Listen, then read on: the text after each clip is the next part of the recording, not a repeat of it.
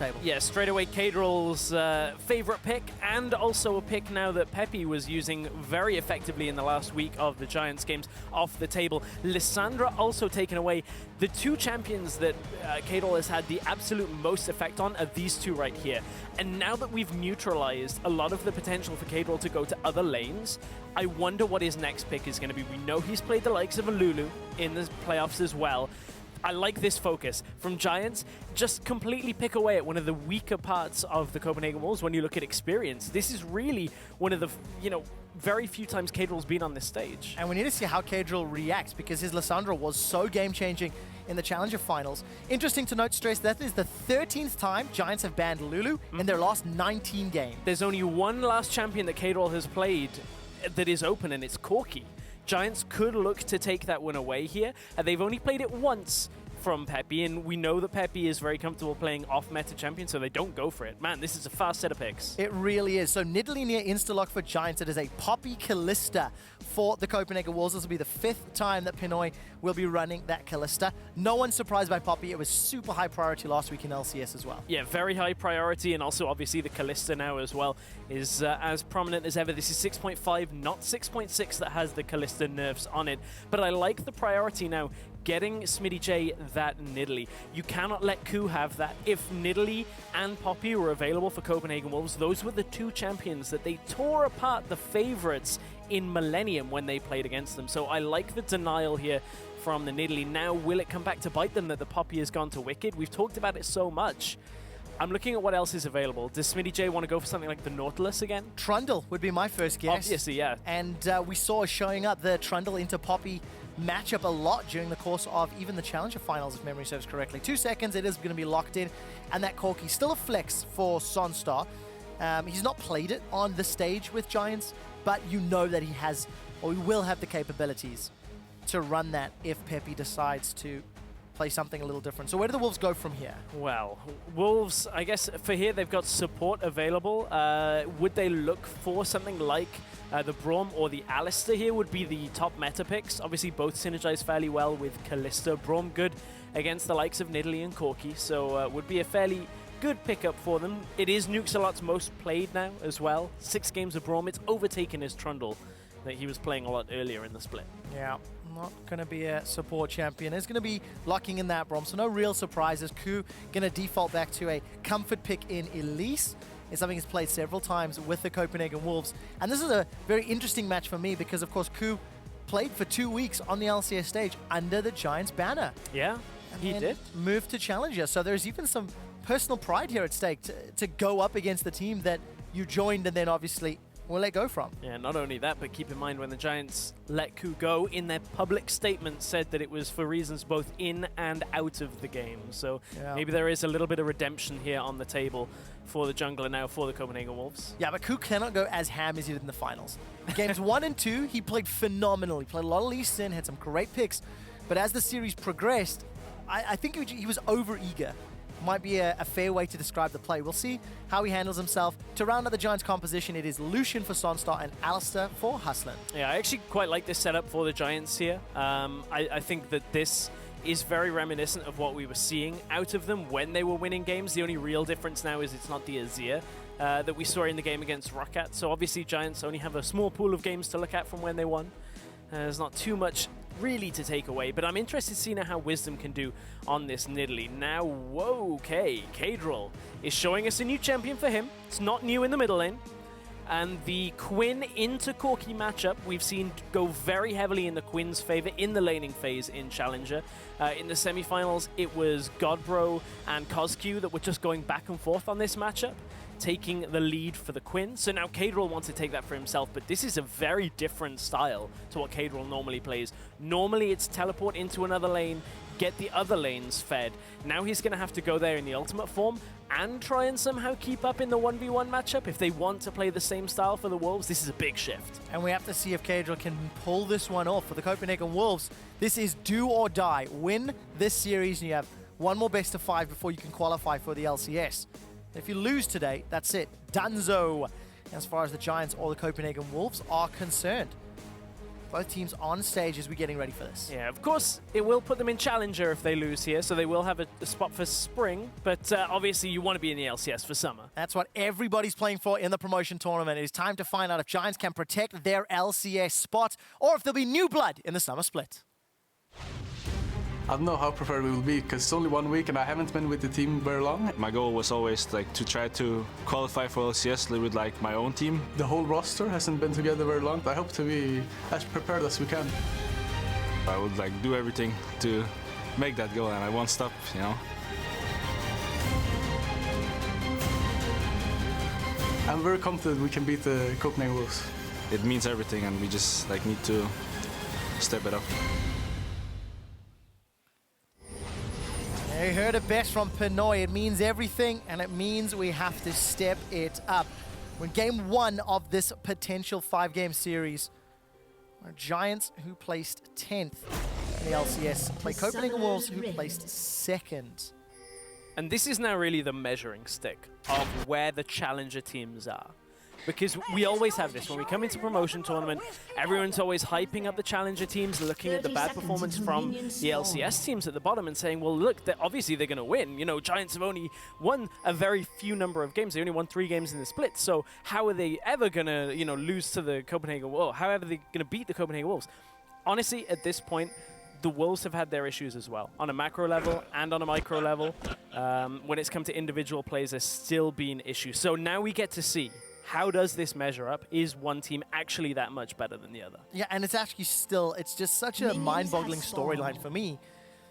Because throughout all of Challenger this spring, it was meant to be Millennium and Inspire. Those are the 2 teams that were hailed, but they, you know, stumbled when the hurdles got bigger.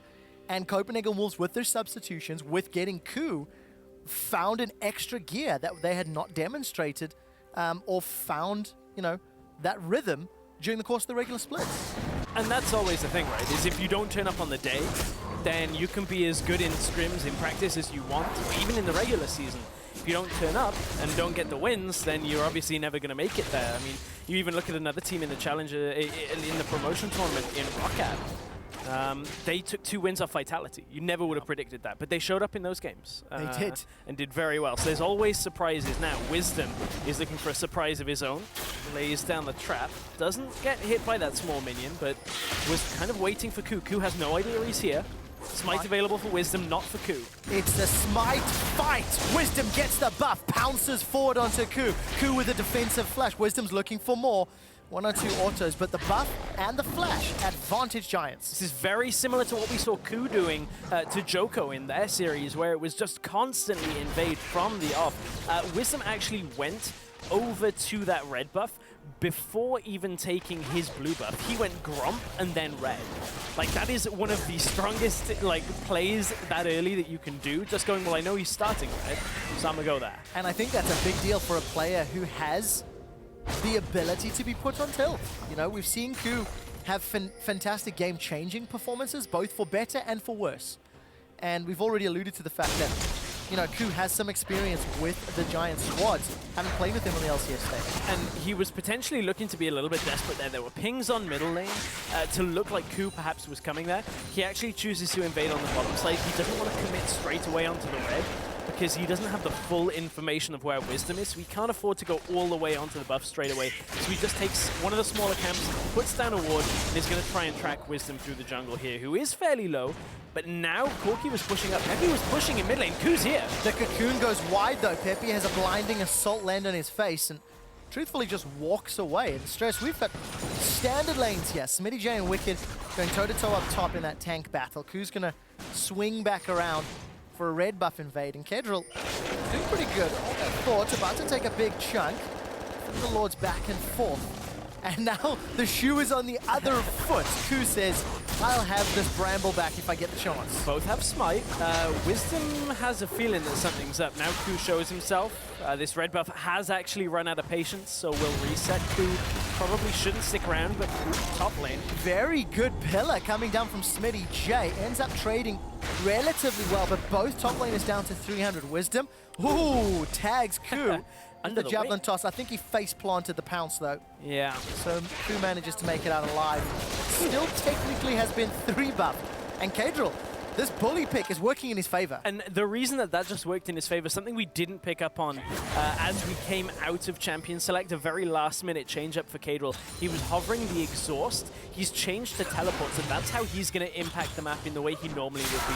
Rather than going for his lane, he's choosing to get into other lanes. He actually used that TP to get back to lane after buying Cull. It meant he was full health, could just run at xPePii, and knew that he could avoid the phosphorus bomb by vaulting. So Caedrel seemingly playing this matchup pretty smart to begin with, utilizing the teleport, but how will that now impact how he can continue this lane? Because without a combat summoner here, it means xPePii, if Caedrel ever tries to all-in him, he just exhausts him and walks in like Valkyries away. Yeah, I want to see how Giants make use of double exhaust as well, considering Caedrel, Quinn, and Kalista, both prime targets the later this game goes.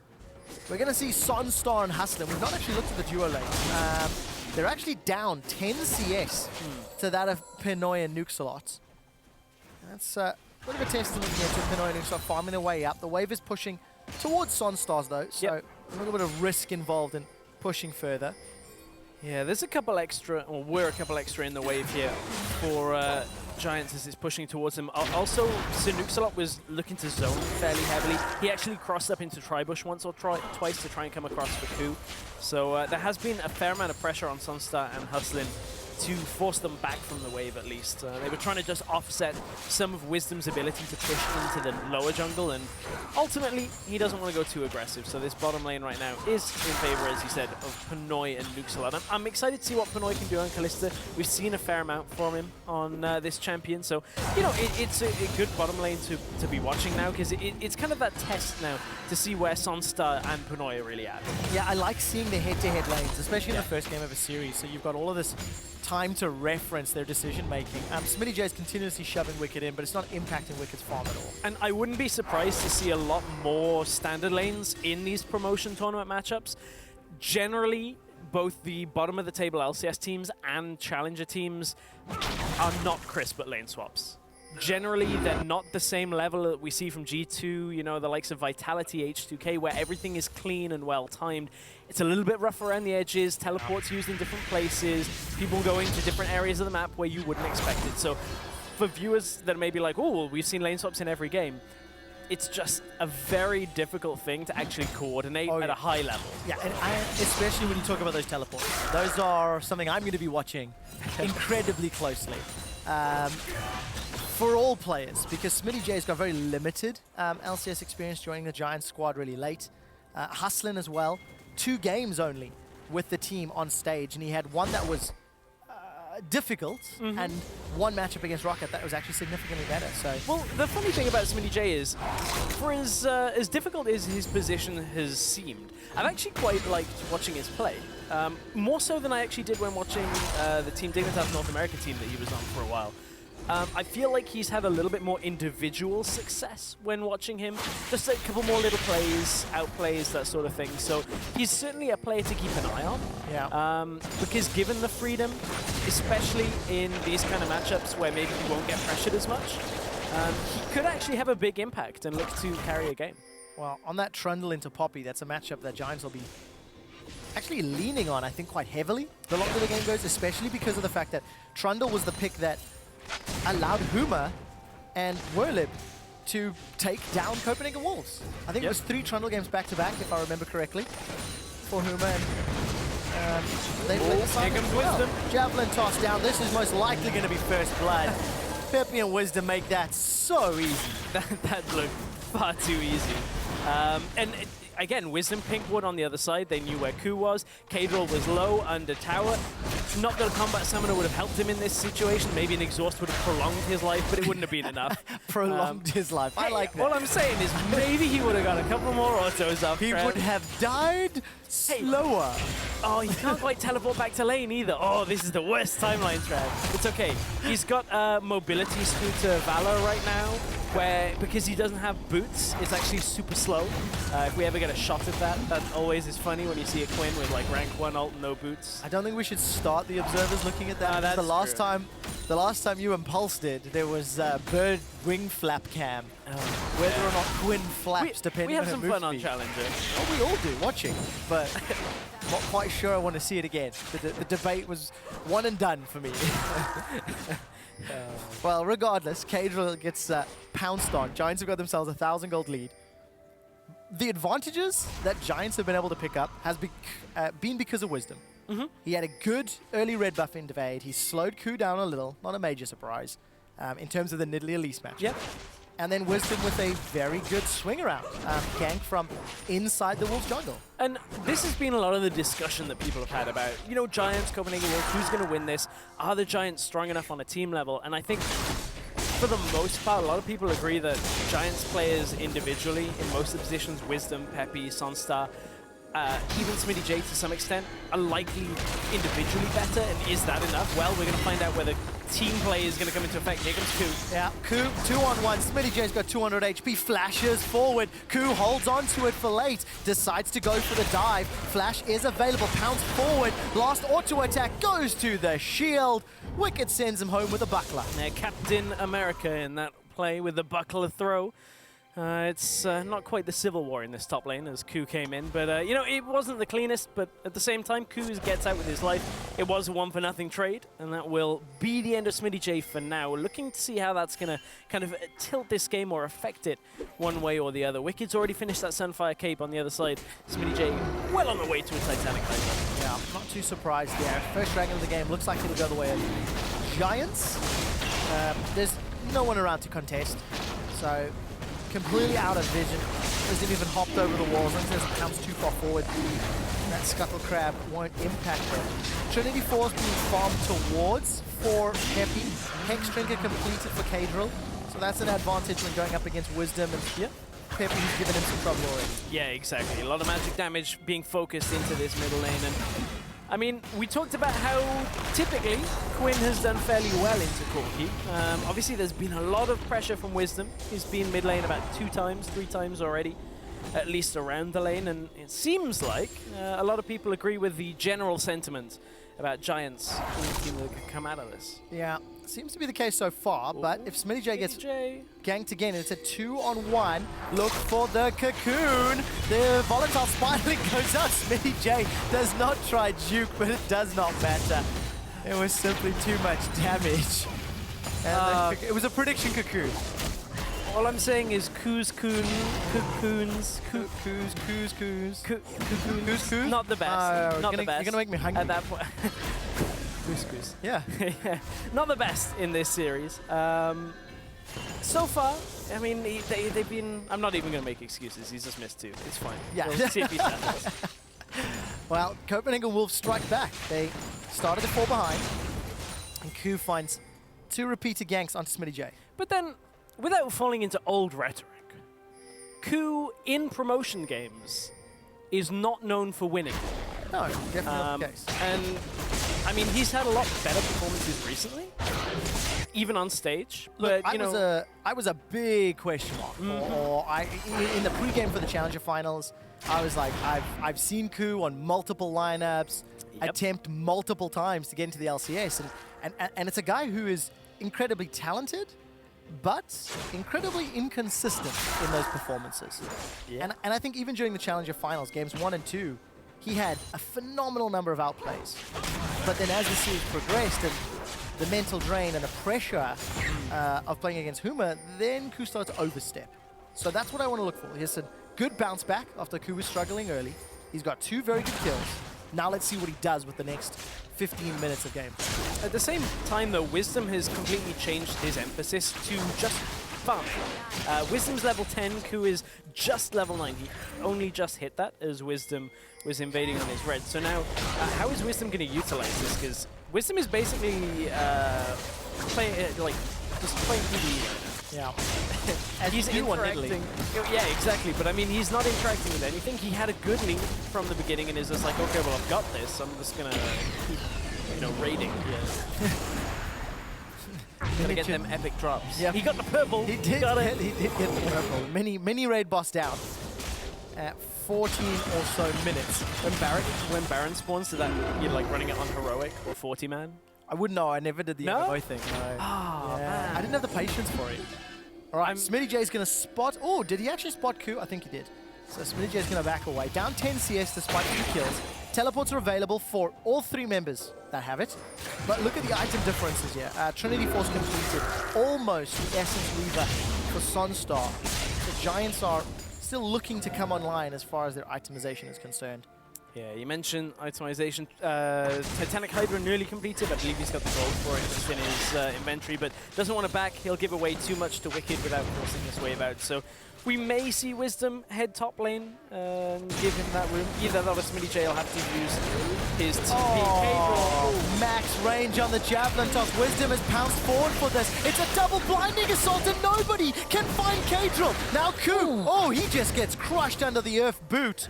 2-on-1. Thought he had more damage than he actually did. Giants with a very confident set of dives under the tower. You can even see, look at Pepi's player camera. That was the first time really in-game we've seen Pepi, as happy as that we've maybe seen all split.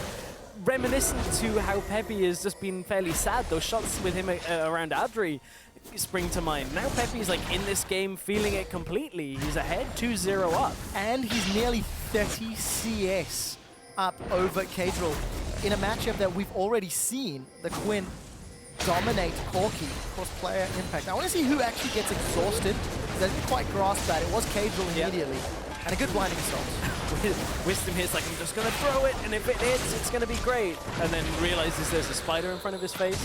Suddenly, Gatling guns are apparently very good for taking out spiders. I wouldn't recommend it if you have a Gatling gun at home. It wastes ammo, actually, I think. Wicked's gone forward that steadfast presence. There's no flash away from Smitty yet until he does. The hammer, the verdict is good. And SmittyJ is down. Another good 2-on-1. And the roam from Caedrel after being killed himself. Yeah, this time the roam plays out. Copenhagen Wolves have really focused on SmittyJ in this top lane. The problem is it's given a lot of freedom over to Pepi. And I wonder how much this is actually going to turn this game in the Wolves' favor, because the Wolves can obviously use Poppy in one side lane, Quinn in the other, and utilize any kind of 1-3-1 setup that they want to do here. Problem is, if Pepi is too strong, him and SONSTAR just stand in front of a turret, and the rest of everybody else on the team will die around with the turret as well. On the condition they can kill Wickd, or deal with Wickd, because Wickd 2-0, getting closer to that Iceborne Gauntlet. When you look at Giants, yes, they have some tanky-ish members in Trundle and Alistar. There's no tank items for SmittyJ yet. Yeah. He's relying on stealing stats. So that front line for Giants could go down very quickly once Caedrel decides to complete an item. He's currently got the makings of pieces. But we'll get there. We'll get there. Yeah. Ghostblade first, I imagine. First. And you're mentioning that Sheen going into Iceborne Gauntlet, of course, Senpai Iceborne Gauntlet. Super common build, seen everywhere. Europe, Korea, NA, you see it everywhere these days. So pretty common. Pretty much apart from this Titanic Hydra here from SmittyJ, like every game you'll have one top laner that builds it. So not too surprised. Would like to see a little bit of variance there. Maybe when we see the Maokai come through, that Korea's been playing a lot, start getting Spirit Visage, other things. No. Like Maokai, you don't like it? I just find him so linear to watch. Oh yeah, sure, but it's great when you have like a run at people come. Because the difference between Malphite versus Maokai versus Malphite. Yeah. A Malphite's a set that's super linear, super easy to understand, but when he hits it ultimate, it's super exciting. I have a better reason though why we need to see more Maokai. When Maokai points and clicks somebody, I just don't find that exciting. But this is not play-by-play talk, right? Well, yeah, but you're going to end up seeing some funnier stuff with Maokai when we get Meowkai.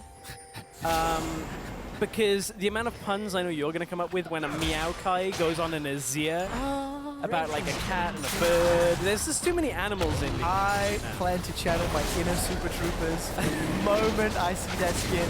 You hear me now, Mao? Copenhagen Wolves will not be able to challenge for this Dragon down bottom. Look at the vision. Giants secure number 2. So damage over time onto the towers is very, very good. Defensive flash from Pinoy. EUCS stands behind Pinoy. Tower will now be under pressure. And before 20 minutes, Aspect is a very real threat already, considering the 3,000 gold and the fact that there's so much vision in this bottom half of the map. So much vision, and a lot of it is just like, look at the amount of gold that Wisdom's had. He has been able, he's power farming, if anything. Even going blue trinket. Like, when was the last time you saw a jungler go blue trinket? He's like, well, you guys are going to put some wards down, and we'll catch them with the pink wards that we're able to buy. I'm just going to go blue trinkets, we got 4 of them, and just take your entire jungle. Wisdom is just being able to spend money on whatever he wants right now. So I'm not too surprised to see that after how this game started. No. Approaching 20 minutes on the clock. Wisdom is already at 120. I've asked our stat spender to find out what the highest farm was at 20 minutes, because I think that is a very, very good chance. For a jungler, you mean? For a jungler. Okay. For a jungler. I just want to specify. Otherwise, it's going to be ranked like somewhere 50th, and it's not. Just for junglers. Pepi's looking to 1v1 Caedrel. Will find some support from Wisdom. Javelin toss does not find a target. Pepi flashes forward, but the rocket didn't reach, because Caedrel was able to defensively flash, but this will open up even more of the map, and Giants clearly in the lead by 3,000 gold. Yeah, Caedrel got his wiggle on to survive there. Keeps Copenhagen Wolves in a kill lead, but that's about it right now. Everything else is in favor of the Giants. So much of it stems from that early game from Wisdom.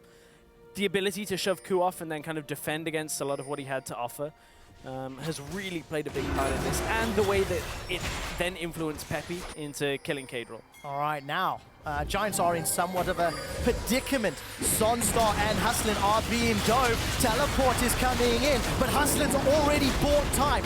Fate's call is channeled to pull SirNukeAlot back, and the Copenhagen Wolves are in full retreat. Ku's cocoon goes wide, does not find anybody, and a defensive dash back as Wickd finalized his teleport. Ku falls short. 3 members of the Wolves are down, and Giants turn their attention to the top outer turret. Well, they're actually turning their attention to the Baron, if you'll take a look at it. They're running down. This is a super early Baron. This is in line with some of the fastest we've had. Fnatic, I believe, had the fastest one at about just after Baron spawned in the regular split. So, honestly, Giants look in command and control. There's really not a whole lot to add. I mean, as soon as the skirmishes started turning their way, you look at this composition that they've got. They've got an Alistar, they've got the Corki, Lucian, all of these champions with the Nidalee alongside. Very good at these earlier skirmishes. And look at how far away that TP is from Wickd. It's the only place he can go, but by this point, Wisdom coming in from the side, fight's already done. Ku and Wickd in this fight far too late, and from there, you know, the Wolves are just kind of lost in this fight. They cannot really do anything. You have to question where the teleport was. And there was never a feeling that, hey, Giants could just turn around. The speed at which Pepi and Wisdom collapsed completely changed the flow of that fight. Yeah, I mean, you have to question it, but at the same time, there were no better wards for him. The minions weren't pushed up either to it. And at that point, it's just like Wickd saying, well, I have to TP in, otherwise you lose this anyway. So damned if you do, damned if you don't at that point. And right now, Copenhagen Wolves are somewhat damned.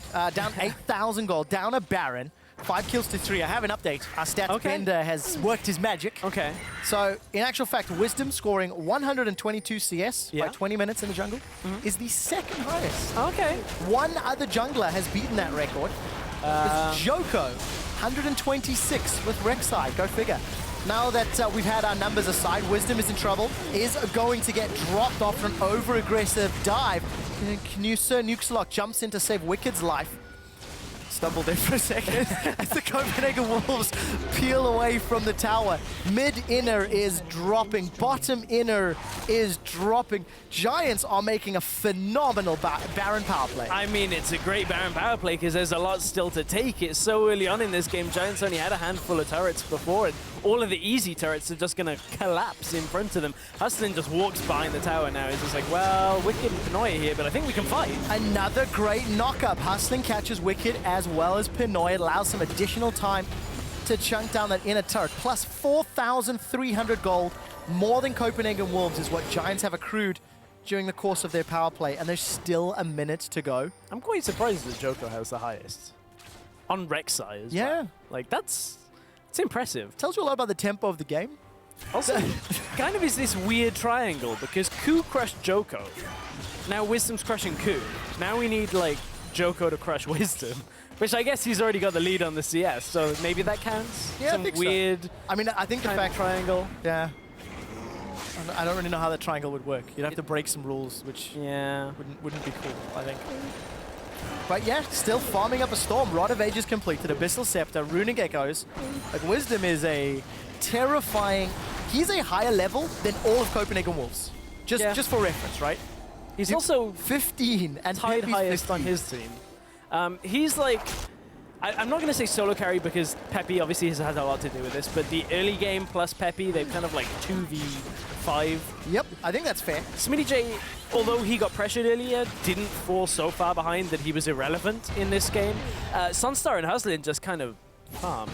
Yep. A little bit. Got a little bit far behind and have been okay. Kept themselves relevant. Yeah. I think is the best way to mention it. And so many challenger games go this way, is that one player is stepping up at that time, and as long as everybody else doesn't fall flat in their face, it tends to be okay. And this is actually very worrying for the Copenhagen Wolves, because when CW were winning games, they were brute forcing their way through standard lanes. Yeah. They were outclassing their opponents individually, because Copenhagen Wolves showed a weakness when it comes to playing the map.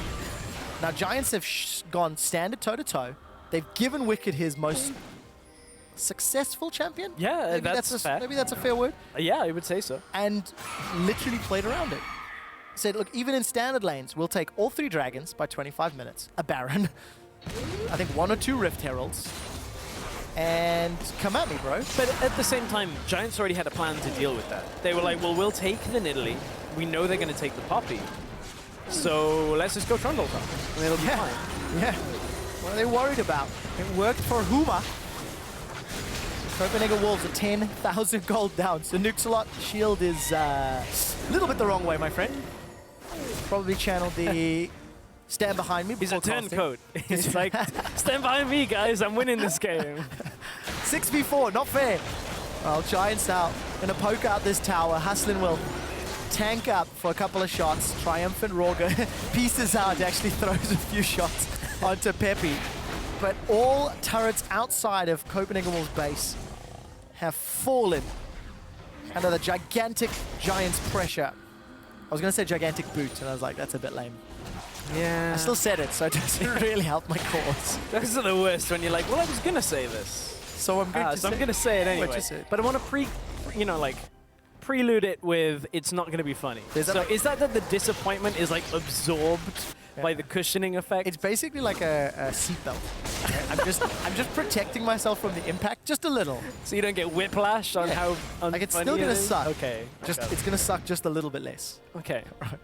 Very weird analogy. Yeah, it's fine. It's just caster thing. I'll piece out of that one. 1.5 minutes to go until Baron number 2 is available for Giants. I'm going to anticipate some vision being loaded up. 4 blue trinkets, a couple of pink wards in the inventory of Giants. And I've been relatively impressed with the vision. Every time I look down the minimap, the area that Giants are playing around has been warded, maybe over-warded, but that's not really a complaint. You're placing too many wards, guys. But regardless, again, look, Baron is coming out, there's vision coming down, so... Yeah, it should be a fairly straightforward Baron bait here from the Wolves. There are 3 blue trinkets though on... from Giants. There are 3 trinkets from Wolves to, check that Baron. So there is a little bit more work to be done than normal. Also just heard like Quinn's sound when Valor picks her up in this game. It was weird, but at the same time, have you played with Championship Shyvana and recalled in dragon form? I don't think I was good enough to get that skin. It sounds like the T-Rex from Jurassic Park. Like there's like blood curdling scream. Blood curdling scream. Okay. It's quite scary. I wonder how many of our viewers know what the word curdle means. Because it's always a weird saying to me, but regardless. Sounds like a mix between hurdles and curling. Where you like push the thing under and it's got a... Yeah, I'm going to leave you at that one. It's fine. You do you, dude. Needlessly large rod and QSS secured for wisdom. So that'll at least get rid of some of the CC that can get put down. Cocoon onto Hustlin. Copenhagen Wolves don't really want to commit for this. Baron has spawned just in the corner of your screen. Teleport is available for SmittyJ, but he's not going to opt to use it. In actual fact, he's already left the lane and started to rotate through. If Copenhagen Wolves commit, this could be problematic. Heightened senses from Caedrel's Quinn will reveal the pit. And I think there was an attempted knockaway into SmittyJ. Look, Smitty had to flash for that. So Subjugate and Flash has been used by the front line of Giants. Has been used, but Giants right now, all they got to do is reset this. They're looking to go down towards the bottom side of the map. They are somewhat running out now of at least obvious options. Really is just about baiting Baron. They got Wicked's TP in that exchange, so now it's just Caedrel and SmittyJ that have teleports available. So SmittyJ already working on the bottom lane. Caedrel is answering it preemptively just going to shove that back out. We'll have TP. Also, we'll be able to cross with Valor form at any time pretty quickly. No longer a mobility scooter anymore. Got swiftness boots with alacrity, so it's just turned into like a Ferrari. Look at it go. A NOS-powered scooter this time around. SONSTAR on a full channel of the Kalik. I don't think that has the right, center of gravity to really work. Okay. Want to see it. Want to see it happen. Is that the next Fast and Furious move? I certainly hope not. Like sounds like something out of Jackass. It sounds like something out of Jackass, not that. Pretty sure they did, yeah. They may have. They may have. But yeah, decent response from Copenhagen Wolves. They've delayed the Baron. TP used. TP has been used. SmittyJ is going to be joining the fight. Caedrel will complete his recall potentially. Has disappeared off the map. A teleport can come down. Wickd is channeling out the verdict. Will stun Smitty against the wall, and Hustlin's buying time against Q.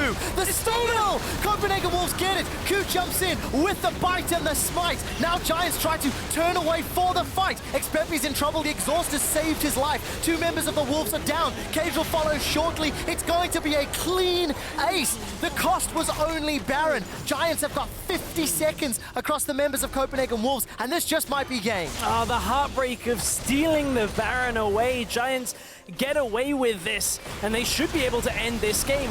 Maybe they should have had SmittyJ just pushing the bottom lane and not actually committed to the 50-50. He would have been able to push up. Doesn't matter. They were way too far ahead, and Giants are going to end this first game with a win. Giants completely deconstruct the Copenhagen Wolves, and in 31 minutes pick up a convincing victory. There's not much more. There's not much more to say. No, convincing victory. I mean, from the beginning, it's like Wisdom decides, well, my buffs are great, but I want his buffs. Goes straight into the top jungle, finds Q on his red, makes him flash away, steals the red, then denies the real invade that was coming out from Q. And that honestly set the game up from the first minute. Yep. Absolutely no doubt. Wisdom opened up his backpack, invited Giants in, and they just took off, took away with the game. Very good decision making. I mean, that is the most impressive game we've seen from Giants in 2016. That's not a hard statement to make when they've won 4 games on stage. Yeah. But I was just very impressed with dragon timing, decisiveness around Baron. When Copenhagen Wolves engaged on Giants in the top lane, there was nearly no hesitation for the TP. And Hustlin decided to engage. He knew that he was going to have backup. That was very good shot calling from a team that has not demonstrated good shot calling in the LCS. I think that's fair, but you also look at what the Wolves were doing. Very rarely were they applying pressure in multiple areas on the map, so it then becomes very easy to, read their plays. So it's like, oh, they're going to make a play top lane, they're going to teleport up, but they're not there in time, so we can get there faster. So that's honestly one of the weakest points about the Wolves, was they're always good at funneling engagements into one area on the map, but any team that can have any sense of ability to play multiple lanes tends to do very well against them. And that's exactly what Giants did. So congratulations for picking up the first victory in the series. We're going to head to the analyst desk to take a closer look at how Giants